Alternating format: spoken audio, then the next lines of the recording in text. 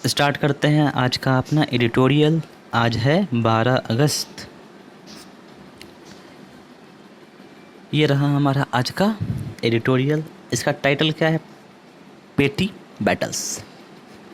ये जो शब्द है पेटी, इसका मतलब क्या होता है? स्मॉल, छोटे छोटे बैटल्स। ठीक है। The debate in parliament did little to contribute to peace process in Manipur. इसको थोड़ा समझने की कोशिश करते हैं। कहता है कि जो पार्लियामेंट में डिबेट हुआ उसने क्या किया? कंट्रीब्यूट किया। कितना? Little to peace. किसमें? शांति बहाल करने में। मणिपुर में शांति बहाल करने में कितना कंट्रीब्यूट किया? लिटिल। अगर आपने ग्रामर पढ़ा है तो आपको पता है ना कि लिटिल जो है ये अनकाउंटेबल्स के लिए इस्तेमाल करते हैं। और लिटिल और द लिटिल में क्या फ़र्क पड़ता है? लिटिल मतलब ना के बराबर। ठीक है, ना के बराबर। और लिटिल मतलब थोड़ा सा। और द लिटिल मतलब कि थोड़ा सा जो भी है वो सारा। ठीक है ना। तो ये है 3 डिफरेंस। तो यहाँ पे क्या लिखा हुआ है? लिटिल। तो ये ना के बराबर कंट्रीब्यूट किया है मणिपुर में शांति बहाल करने में, जो डिबेट हुआ वो। ठीक है। अब इसको हम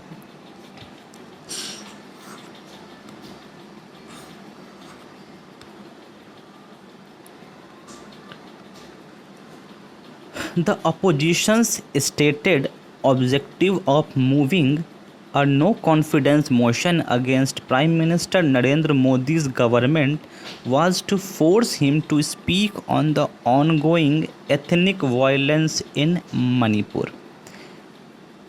ये जो हमारा सेंटेंस है वो ये कहता है कि जो नो कॉन्फिडेंस मोशन प्रधानमंत्री नरेंद्र मोदी की सरकार के खिलाफ में लाया गया था, और जो अपोजिशन ने कहा कि इस नो कॉन्फिडेंस मोशन को लाने का उद्देश्य बस यह है कि प्रधानमंत्री आकर बोलें, मणिपुर के बारे में क्या करें? बोलें।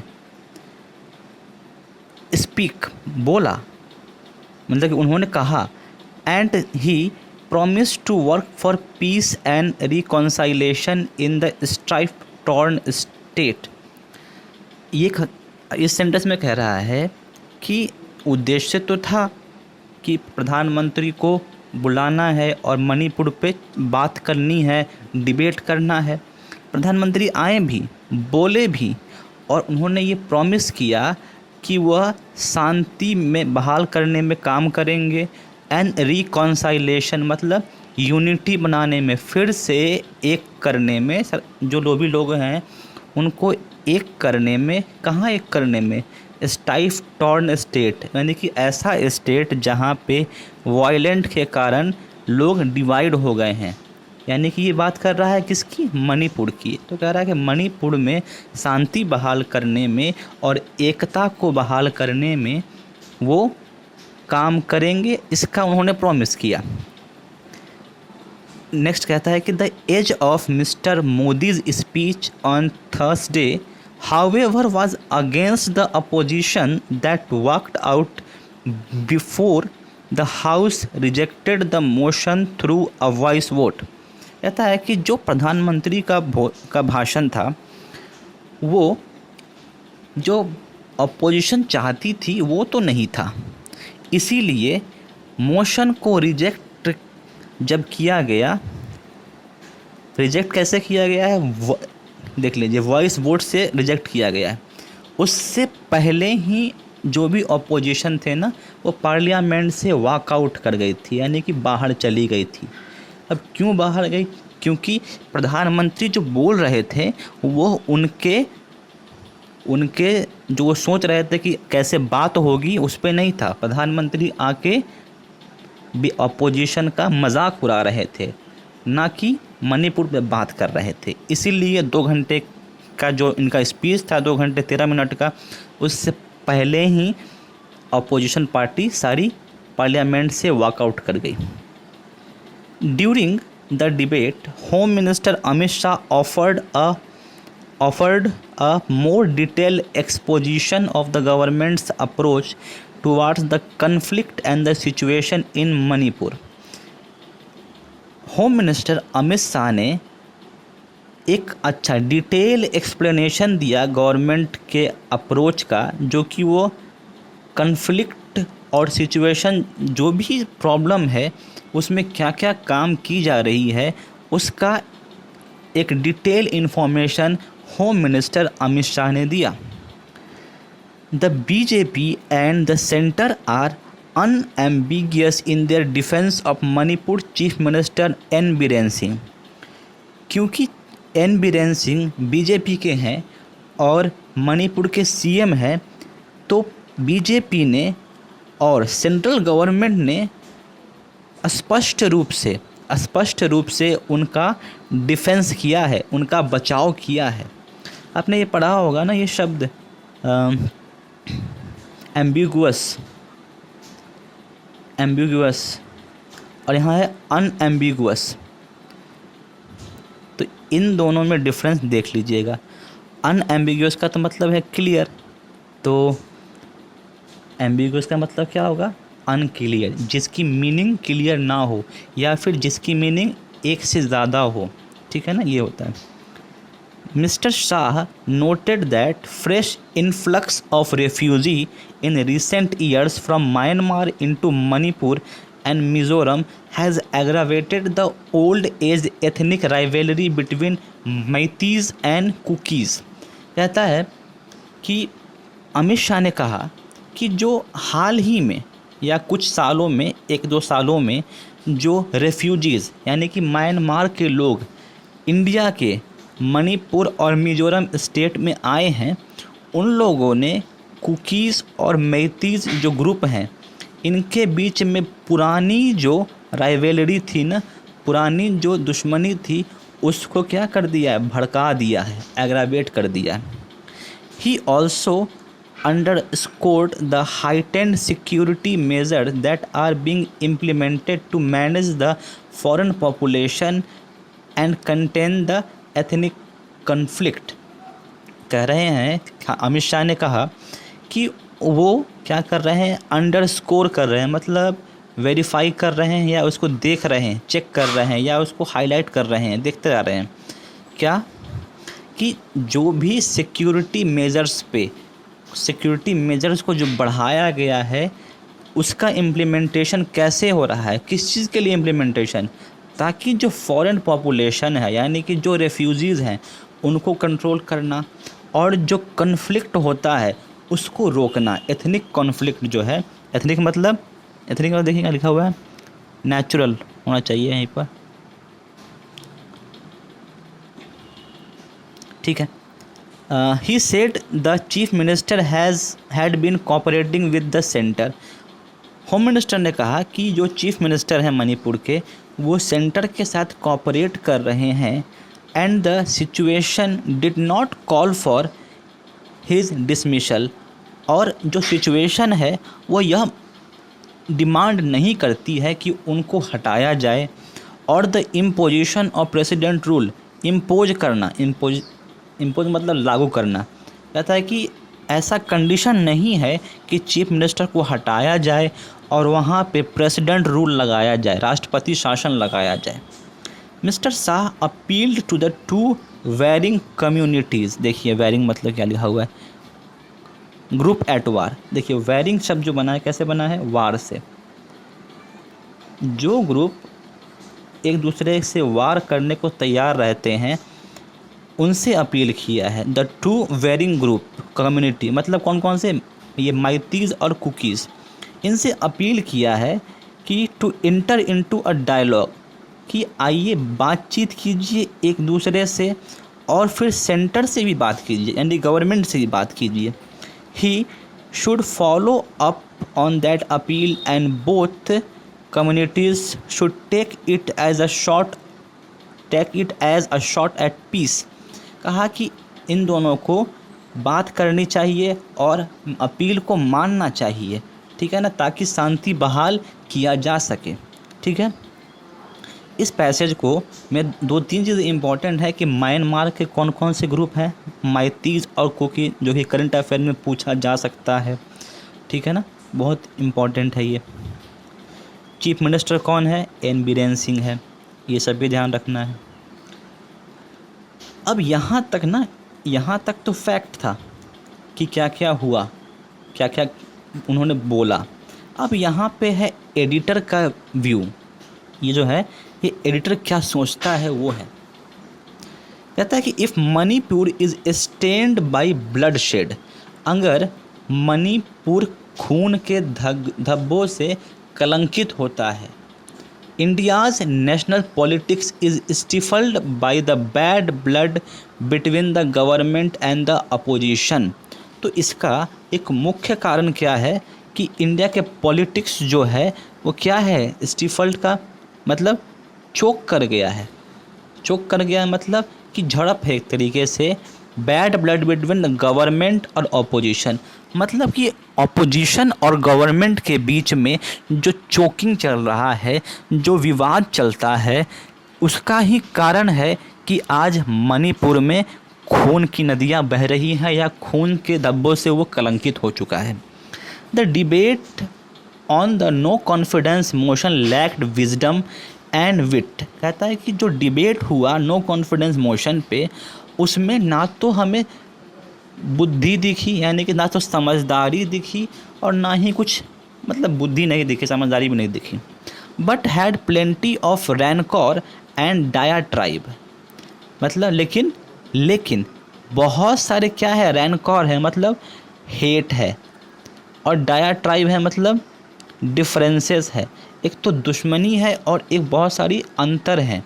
किसके बीच में, बोथ साइड्स, मतलब गवर्नमेंट के बीच में और अपोजिशन के बीच में, और दोनों एक दूसरे के ऊपर इल्ज़ाम लगा के छोटे छोटे पॉइंट्स कलेक्ट करना चाहती है, स्कोर करना चाहती है, मतलब अपने आप को ऊपर दिखाना चाहती है। लेकिन इसके कारण क्या हो रहा है कि मणिपुर में खून बह रहा है। The alternative vision that the opposition claims to represent for India ahead of the 2024 election did not shine through the debate, कहता है कि ऐसा लग रहा है कि जो 2024 इलेक्शन से पहले अपोजिशन अपना जो उनका आइडिया, उनका जो विज़न है, अल्टरनेटिव विज़न है, जो सोच रख रहे हैं कि हम इन सब मुद्दों को उठा के हम शाइन कर जाएंगे, है ना, वो पूरा होता हुआ दिख नहीं रहा है।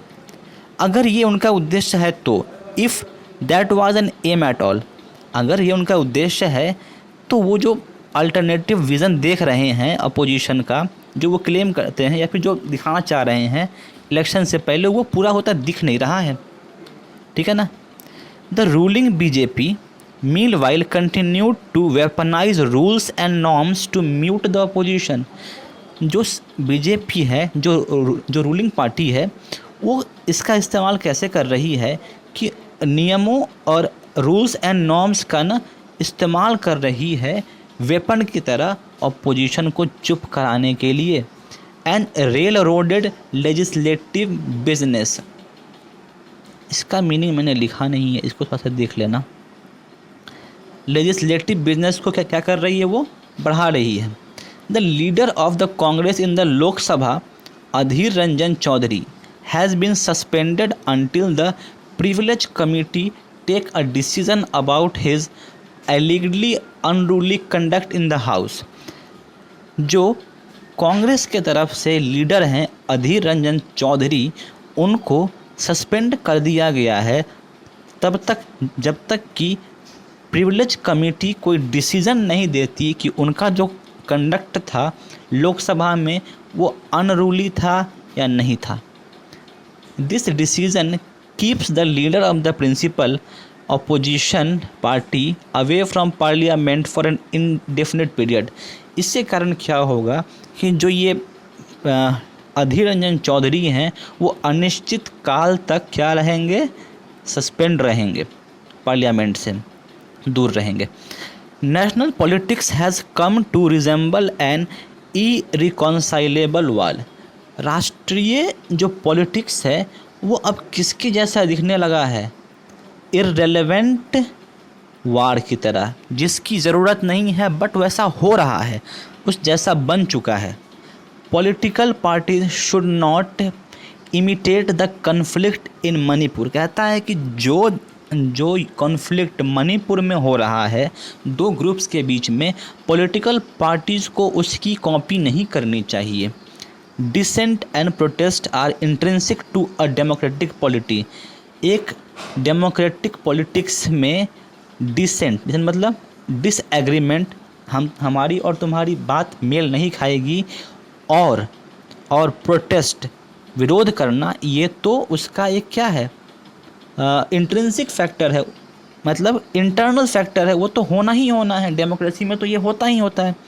बट एम्प्टी रेटोरिक, लेकिन खाली, क्या एम्प्टी मतलब खाली हो गया, और रेटोरिक मतलब बयानबाजी, खाली मतलब कि फालतू की बयानबाजी से, और स्टबर्न मतलब होता है जिद्दी, है ना, जिद्दी मतलब कि अपनी जो अंतर है उस पे जिद पे अड़े हुए हैं, आर नॉट, यानी कि इस डेमोक्रेटिक पॉलिटिक्स में ये दोनों तो होता है, लेकिन ये सब फालतू की बात है, ये सब नहीं होना चाहिए। तो ये था इस पैसेज का मीनिंग, ठीक है। इसको रीड कीजिएगा, वर्ड भी हैं बहुत सारे। अब जो हमने कल पढ़ा था आयुष्मान भारत प्रधानमंत्री जन आरोग्य योजना, कल हमने पढ़ा था कि बहुत सारे हॉस्पिटल्स जो है ना वो इम्पैनल हुए हैं, लेकिन ये आज की एक न्यूज़ है कि 210 जो पहले से आयुष्मान भारत में इम्पैनल हॉस्पिटल थे वो हटा दिए गए हैं।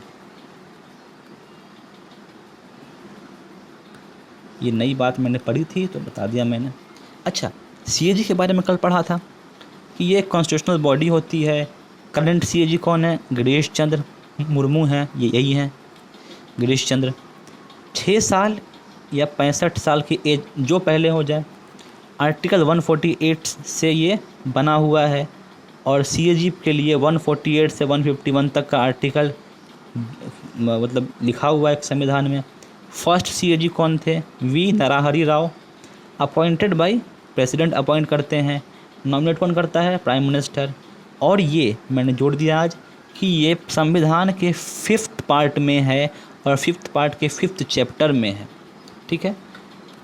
ये जो हमारे गिरीश चंद्र हैं ये 14th सीएजी हैं, ये ध्यान रखना है कि कौन से नंबर के सीएजी हैं, 14th हैं। इनका अपॉइंटमेंट 8 अगस्त 2020 को हुआ था, ठीक है ना। लेकिन इनकी उम्र आने वाले नवंबर में 64 ईयर्स की हो जाएगी। तो यानी कि 2024 नवंबर में ये 65 के हो जाएंगे, और 65 के हो जाएंगे तो फिर ये रिटायर हो जाएंगे। तो अगर इसमें 6 साल जोड़ते हैं, अगर सिर्फ 6 ईयर होता तो जो है 2026 तक ये रहते हैं, लेकिन 65 पहले पूर्ण जा रहा है तो ये हट जाएंगे। 148 आर्टिकल जो है ये कहता है कि कंट्रोलर एंड ऑडिटर जनरल का ऑफिस होना चाहिए, और वो क्या करेगा। 149 में सीएजी का ड्यूटीज़ लिखा हुआ और पावर लिखा हुआ है। 150 में किस किस तरह के अकाउंट होते हैं सरकार के जिसको कि सीएजी देखता है, वो ये लिखा हुआ है। और 151 में ऑडिट रिपोर्ट कैसे बनेगा या उसमें क्या क्या मेंशन होगा, इसके बारे में लिखा हुआ है। तो ये 4 चीज़ें को आज देख लेना है, थोड़ा सा डिफरेंस, ठीक है, डिटेल थोड़ा चल रहे हैं। देखिए, जो मैंने कहा कि संविधान के 5th पार्ट के 5th चैप्टर में है, वो ये रहा सीएजी का। फर्स्ट में क्या कहता है? एग्जीक्यूटिव के बारे में है, president, vice president, council of minister, attorney general, conduct of government, duties of prime minister, ये सब है। पार्ट 2 में, चैप्टर 2 में पार्लियामेंट के बारे में है, कैसे कैसे होगा सो। 3rd में लेजिस्लेटिव पावर क्या है प्रेसिडेंट के, वो लिखा हुआ है। 4थे में यूनियन जुडिशरी के बारे में लिखा हुआ है, और 5वें में कंट्रोलर एंड ऑडिट जनरल के बारे में। ये मुझे बस दिखाना था इसलिए मैंने ये डाला है पर, लेकिन याद हमें सिर्फ ये रखना है अभी सीएजी कौन से पार्ट में है। आर्टिकल तो याद ही है। फर्स्ट जो हमारे सीएजी थे वो कौन थे? वी नरहरि राव। ठीक है ना, भारत के प्रथम महालेखा परीक्षक। ये 1948 में अपॉइंट हुए थे। 1947 में हमें आज़ादी मिली है ना, अगस्त में, और अगले साल ये क्या अपॉइंट हो गए हैं। और देखिए 6 साल रहे हैं ना, ये 4 साल इधर 2 साल इधर, 6 साल। तो यही दिखाना था मुझे बस। Thank you.